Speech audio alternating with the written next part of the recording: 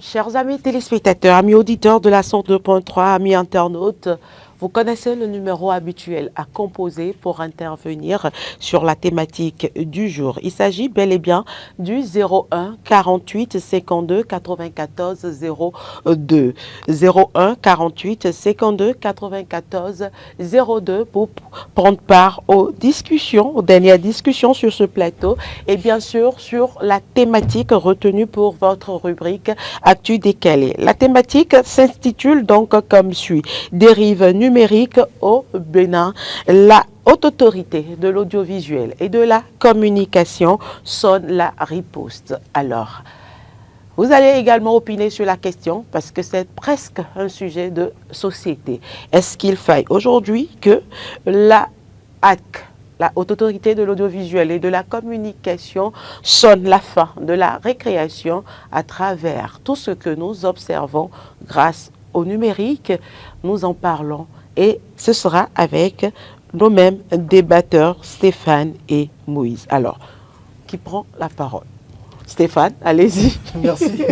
Non, je trouve que, vous savez, la HAC est une institution de régulation et depuis que le président Édouard Loko s'est installé avec son équipe, on a constaté une nouvelle dynamique, un nouveau souffle.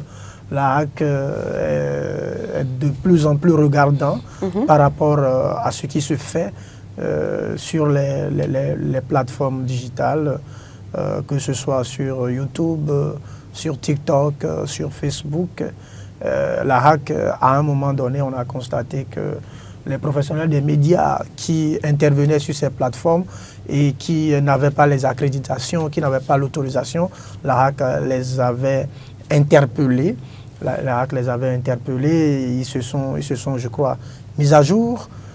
Mais le mal est persistant parce qu'on a noté que la HAC, il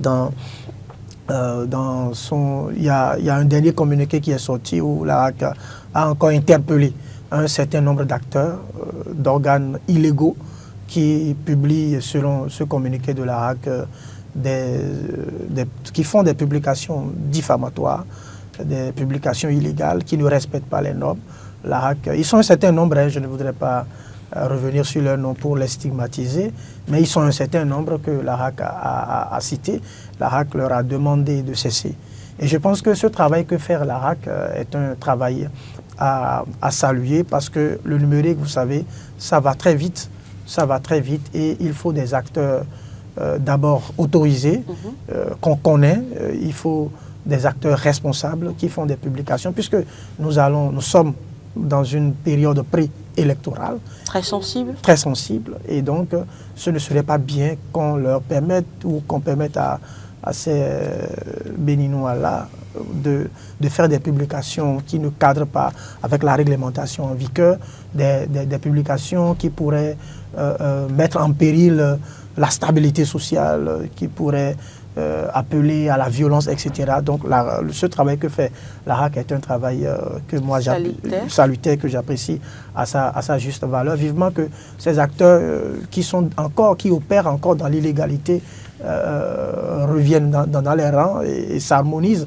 avec la réglementation en vigueur pour ne pas subir la rigueur de la loi. Et je pense que ce travail que fait également la HAC protège de plus en plus les entreprises de presse au Bénin.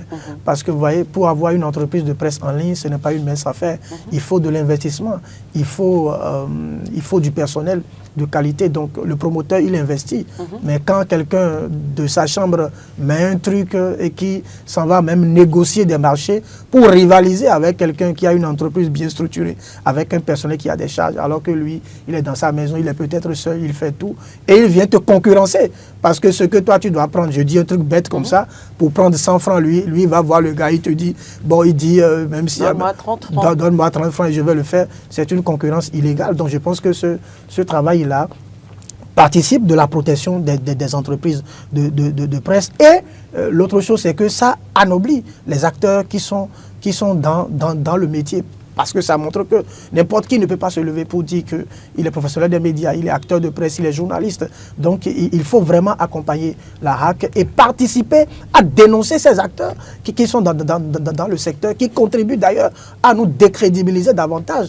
Et donc il faut saluer ce travail de la HAC et inviter ces Béninois-là à se mettre dans les rangs, à revenir dans la légalité. Alors Moïse, il en a parlé tout à l'heure. Quelles sont les principales dérives que nous observons aujourd'hui avec le numérique et que la RAC puisse décider aujourd'hui de prendre les rênes de la situation et de réglementer les choses?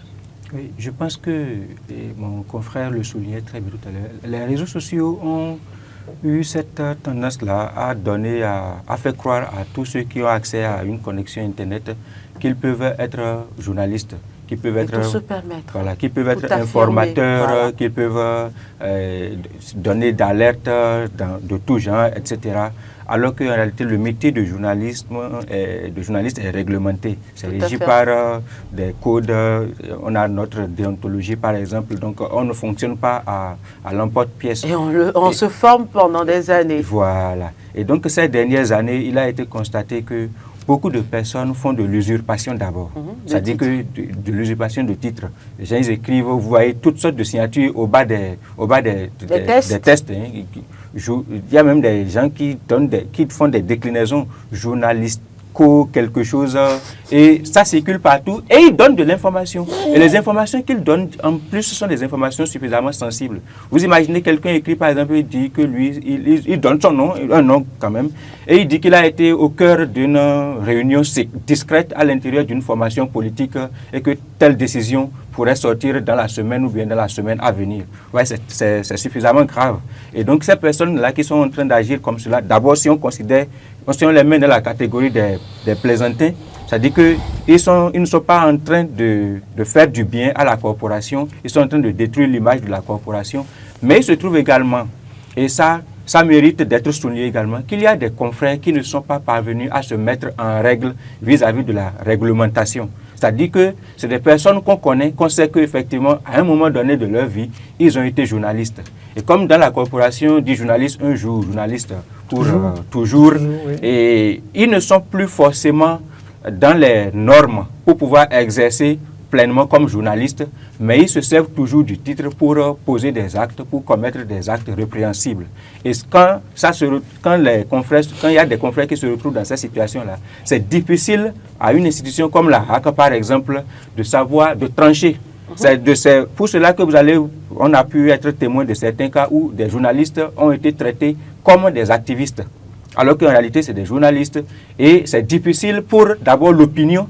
Et c'est pourquoi vous avez raison tout à l'heure de considérer que c'est un fait de société, que les compatriotes peuvent intervenir. C'est difficile pour l'opinion. Justement, il y a un téléspectateur ou un ami auditeur en ligne. Bonjour. Oui, bonjour madame. Bonjour, à qui avons-nous l'honneur? Nathanaël. Voilà, j'ai reconnu la voix. Nathanaël, vous nous appelez d'où ce matin? Depuis à Gomé. Toujours à Gomé. Alors, allez-y pour votre intervention. Moi, je pense que la RAC, elle a très bien fait de sortir cette loi, puisque la parole, elle est tellement longue. Car elle est écoutée. Nathanaël, toujours le problème de réseau avec vous. Nous vous recevons très faiblement ou presque pas. Il est parti. Allez-y, poursuivez. Alors, donc, je disais que c'est difficile pour l'opinion, même, c'est-à-dire les citoyens, de pouvoir suivre et de comprendre qu'est-ce qui est en train de se passer. Est-ce qu'on est en train de traiter un journaliste comme un kidam, ou bien est-ce qu'il faut le traiter comme un journaliste avec tout ce qui devrait aller avec? Et donc, le débat, quand ça arrive comme cela dans l'opinion, ça perturbe. Et ça va dans tous les sens. Et donc la HAC a raison effectivement d'assainir la maison, de remettre de l'ordre dans tout ce qui se fait, surtout sur les plateformes numériques. Parce que de plus en plus... Mais est-ce que cette institution de tutelle aujourd'hui a les moyens de sa politique? Est-ce que la HAC a les moyens juridiques ou même voire techniques pour pouvoir atteindre cet objectif? Bien sûr, et c'est déjà un pas. Je pense que la HAC a la possibilité d'aller jusqu'au bout. Et c'est peut-être un peu de laisser-aller, un peu de léthargie qui a permis à des mauvais comportements, bien sûr, de s'installer, de s'enraciner. Il va être difficile de débusquer tout le monde d'un seul coup, d'en finir avec le plus tôt possible. Mais le processus qui est enclenché là va vraiment permettre de mettre de l'ordre. Parce que, vous voyez, la HAC maintenant va dans les rédactions. C'est-à-dire qu'il y a des tournées périodiques pour aller constater de visu ce que les uns et les autres font. D'abord le plateau technique, ensuite ce que les uns et les autres. Un téléspectateur est en ligne, nous allons le recevoir, j'allais dire, si vous permettez. Téléspectateur ou auditeur en ligne, bonjour. Oui, c'est auditeur en ligne, hein. La reine mère, bonjour et bonne arrivée à vous. Monsieur Tozé, c'est un plaisir de vous recevoir sur ce plateau. Vraiment. Je vous ai manqué aussi, vous m'avez aussi manqué. Merci, merci Monsieur Tozé. C'est heureux de vous entendre. Vraiment, je suis très content. Alors, allez-y pour vos opinions sur la thématique. Je salue aussi les autres amis, hein, attention. Ouais, les nouveaux visages sur le plateau. Bonjour, il s'agit de Stéphane et de Moïse. Ah, d'accord. Merci beaucoup à vous et du courage à vous surtout. Merci pour le soutien. Voilà. Et c'est le maître qui dit, quand je dis le volet de bijoux est arrêté, où est le sujet? Alors, l'un des élèves répond, il dit directement en prison. Ce que je voulais dire est que cette affaire que la RAC a commencé, il y a un Français que nous, les anciens là, qui ont fait au moins l'école coloniale, on dit, il faut commencer ou ne pas commencer. Je pense que vous me comprenez bien. On essaie. C'est très bon parce que les gens dont vous parlez, c'est des gens vraiment indélicats, complètement. Mais si on n'a pas commencé, dès maintenant là, on aura des problèmes dans l'avenir. Ce n'est pas dans ce moment, même en dehors de ce moment où nous sommes là, ils vont continuer à le faire. Il faut maintenant aller aux réflexions, comme on dit. Et quand on arrête au moins 2-3 personnes, on dit ils sont déjà au créette là-bas, vous allez voir ce qui va se passer. Tout sera mettre en ordre. Voilà ce que je voulais dire. Il faut commencer, il faut continuer comme ça. Donc je salue l'initiative vraiment de la RAC. Je le salue. Merci. Le chapeau. Merci à vous, Monsieur Tozé. Merci pour votre intervention. Nous allons poursuivre. Oui, je voudrais relever que, et je voudrais vraiment le dire, ce que j'évoquais tout à l'heure ne concernait pas les amis journalistes qui, pour des raisons de moyens ou pour un certain nombre de contraintes réelles, ne se sont pas encore mis en règle. Et je suis peiné pour ces confrères-là et je souhaite qu'ils fassent diligence pour se mettre en règle parce que ce n'est pas bien d'être journaliste et d'opérer dans l'illégalité. Se mettre en règle ne dépendent plus désormais d'eux, mais de cette même institution dont justement, nous parlons. ils vont fournir les pièces et faire ce qu'il y a à faire. Ensuite, je voudrais demander si la RAC un téléspectateur est en ligne, est-ce que nous le recevons ou pas? Nous sommes à 24 minutes. Allons-y. Dernier appelant. Bonjour. Dernier appelant. Bonjour. Oui, c'est l'appareil qui est revenu. Monsieur Nathanaël, allez-y. Ok, bien. Moi, je pense que la RAC a fait de il y a un gars qui dit que la parole est comme un œuf. Quand elle est irrécupérable. Lorsque vous blasphémez, vous dites n'importe quoi sur le coup, vous ne pouvez plus supprimer puisque vous avez donné ces informations sur une plateforme numérique. Donc, quand elle quitte le nombre de personnes que ça va faciliter en un clin d'œil, on peut faire tout. Merci à vous, Nathanaël. On vous aura compris et merci pour l'effort que vous fournissez pour toujours avoir le réseau et opiner sur les différentes thématiques de cette rubrique. Oui, je voudrais par ailleurs inviter la RAC à, je ne sais pas si cela relève de sa compétence, mais à étendre son activité de régulation, si possible, si la loi le permet, au niveau des TikTokers. Parce que ça, c'est un autre... Oui. Une autre réalité. Ça, c'est une autre réalité.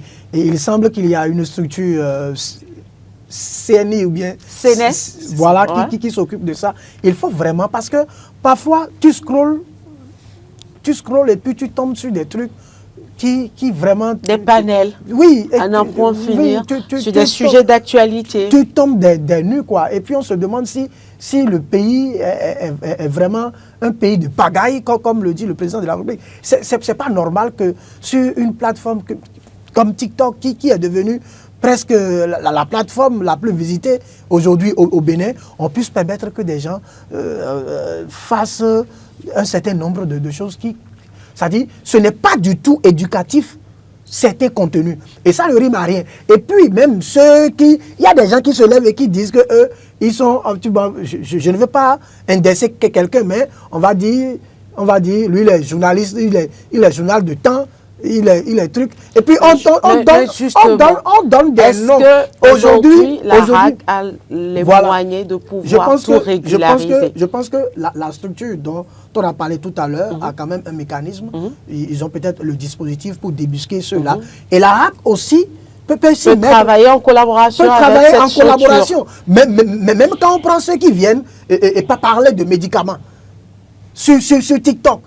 Les Rounon sur TikTok, le comité de rite est où? Il faut que ces structures-là collaborent parce qu'on donne une plante, on dit ça guérit ci, ça guérit ça, ça guérit ça. Et puis peut-être ma tante qui est quelque part enfouie dans les collines là-bas va se dire, voilà, je viens de suivre quelqu'un qui m'a dit de faire ça. Elle prend, elle fait, et puis ça agit négativement sur sa santé. Ce n'est pas normal. Tout ça là, c'est à réguler. Ce n'est pas seulement dans le camp, dans le rang des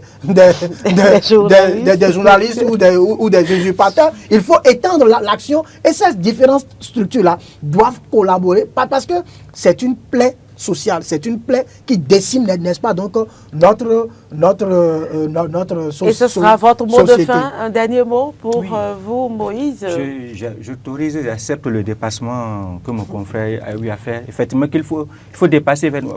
Parce qu'on stigmatise beaucoup les journalistes, parfois pour les faits dont ils ne sont pas forcément responsables, coupables. Les gens parlent beaucoup de journalistes sur la toile sans savoir si effectivement les faits qu'ils sont en train de reprocher au constat qu'ils ont effectué là sont effectivement ont été commis par des journalistes assermentés. Donc les TikTokers, les influenceurs, les activistes, il y a un fourre-tout aujourd'hui et tout ce monde-là se réclame de journalistes. Et donc il est très intéressant et très important que effectivement la RAC puisse faire son travail et que les autres structures également, même la police des mœurs également, la police des mœurs. Et les TikTokers prennent plus de marché aujourd'hui que même les médias. Que les médias, faut dire les médias. Et ça, ce n'est pas du tout normal. Il faut reconnaître également qu'il y a des politiques également qui officialisent la chose à travers l'invitation des activistes, par exemple, sur des activités. Nous le constatons tous. On va sur une activité, on traite moins le journaliste que le TikToker. Tout à fait. À quel moment ça se passe? À quel moment ça se passe comme ça? À quel moment le journaliste qui a appris son métier, qui vit de son métier, vient sur le terrain et on le traite moins que quelqu'un qui derrière son téléphone sans aucune formation juste avec une connexion internet et son portable. C'est un problème. Merci à vous Moïse, merci Stéphane sur ce débat. Ça peut revenir jeudi, pourquoi pas. Merci aux téléspectateurs de nous avoir suivis. Très belle journée à chacun et à tous.